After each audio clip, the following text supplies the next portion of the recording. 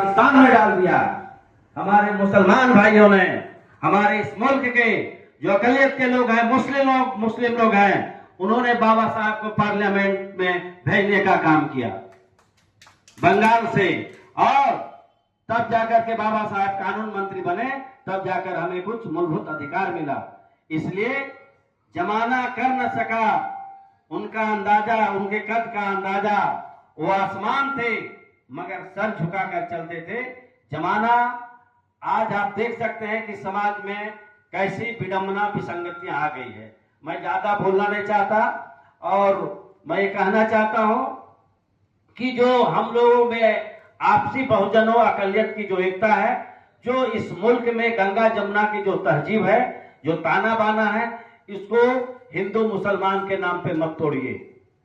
एक यूजीसी का बिल आ जाता है, सारा नरेंद्र मोदी हिंदू सम्राट थे, एक यूजीसी का बिल आया, तेलिया हो गए, तेलिया।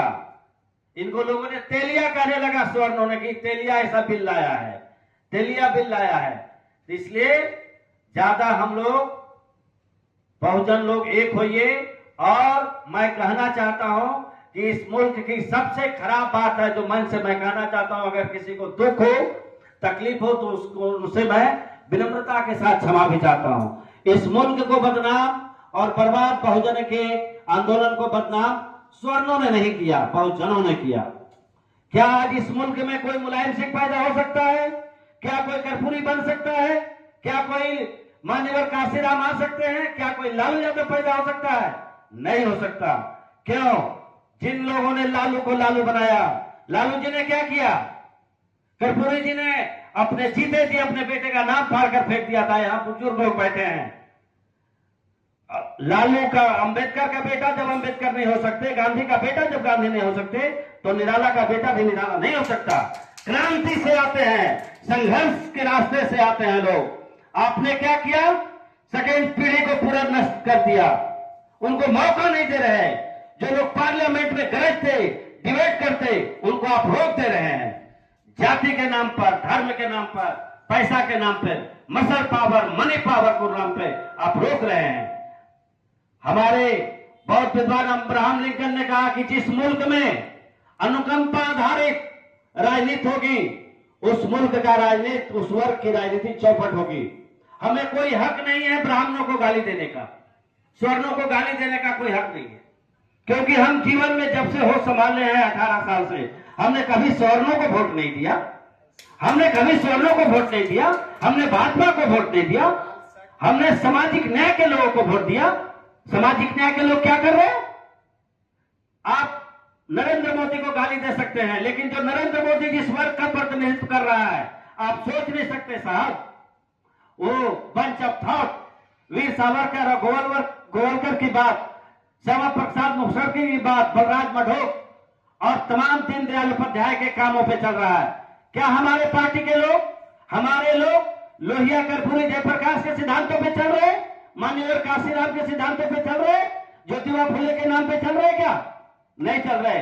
हमें दुख नहीं, हमें उनसे लड़ने लड़ाने की जरूरत नहीं है। आपका राइट किससे है? हमारे सवाल करना हमारे पिता से धर्म है। हम पड़ोसी से नहीं जाएंगे कि पापा आपने हमें अच्छी शिक्षा नहीं दी, अच्छा एजुकेशन नहीं दिया। बाबा साहब ने इतना इस मुल्क को स्वर्ग बनाया। बाबा साहब के लोगों ने, तथाकथित लोगों ने जो सत्ता में रहे, आज बड़ा अच्छा लग रहा है कि हमारी जाति का लोग राष्ट्रपति बन गए, हमारी जाति का आदमी मुख्यमंत्री बन गया।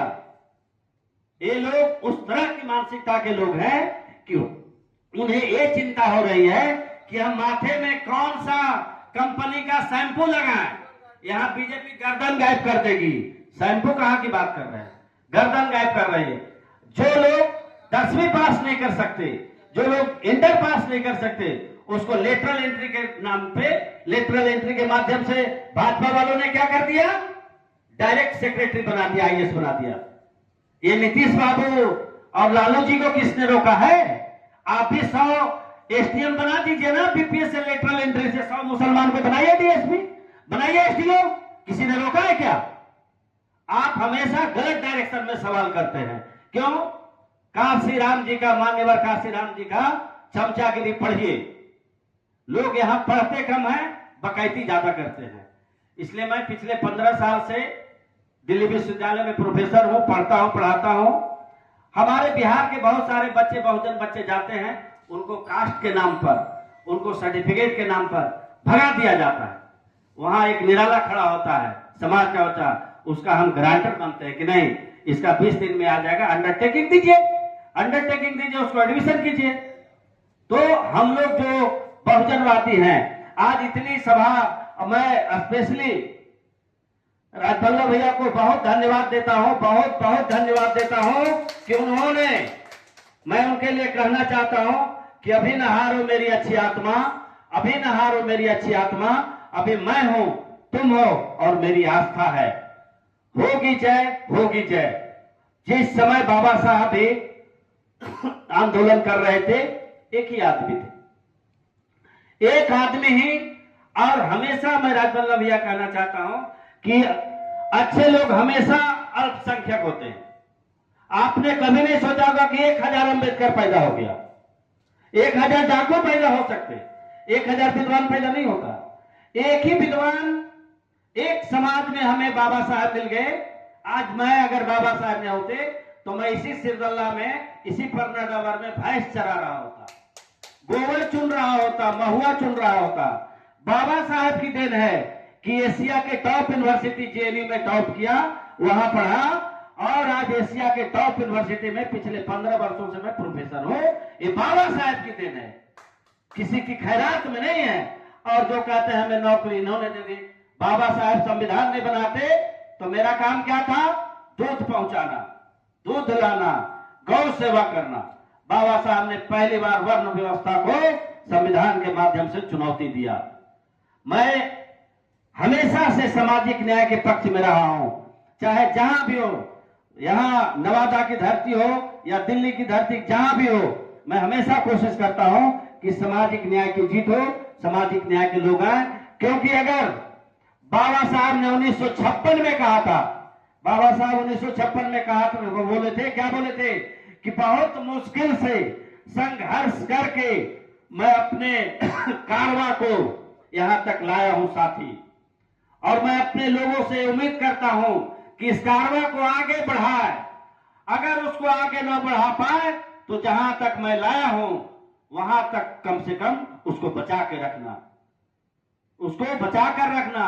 आज क्या हो रहा है, नाम नहीं लेंगे, लंबा लंबा कलावा पहनते हैं, यहां से लेकर यहां तक जय श्री राम करते हैं, टीका लगाते हैं, हिंदू धर्म मानते हैं। आपको हिंदू में अछूत कहा गया है, मंदिर जाने की जगह नहीं है, एक यूजीसी बिल आ गया, सारा हिंदुत्व का भूते उतर गया।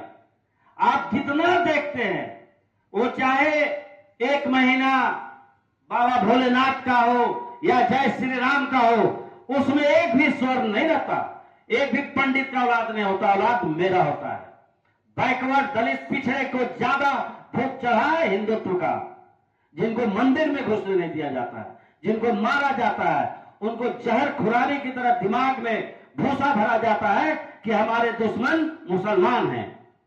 इन गधों को इतना पता नहीं कि हमारे भाई मुसलमान हैं। किसी मुसलमान ने तालाब में पानी पीने से नहीं रोका, किसी मुस्लिम ने पढ़ने से नहीं रोका।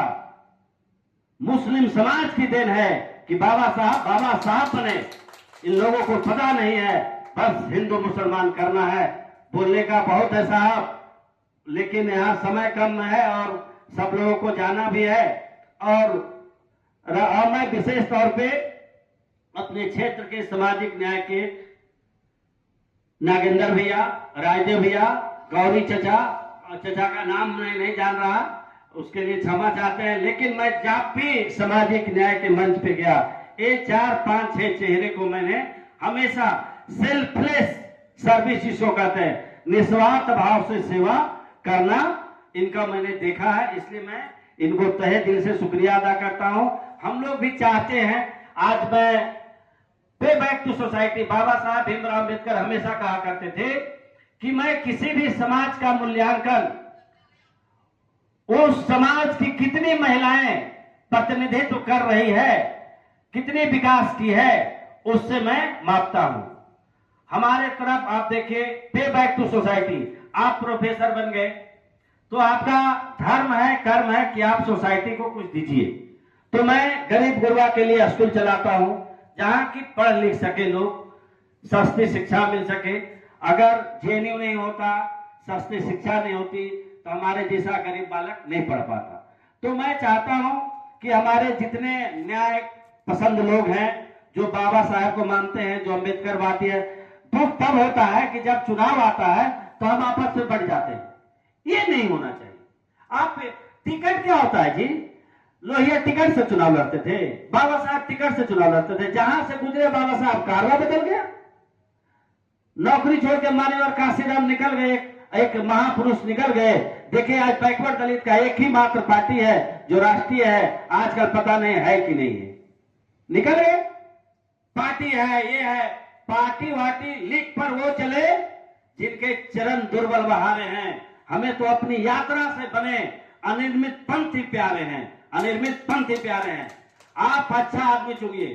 हो सकता है ऊपर से डॉक्टर ने गलत चिट्ठी भेज दिया हो, आप नीचे सुधारिए ना। और नवादा तो हमेशा से क्रांतिकारियों को गढ़ रहा है, लहर में लोगों को हराया है।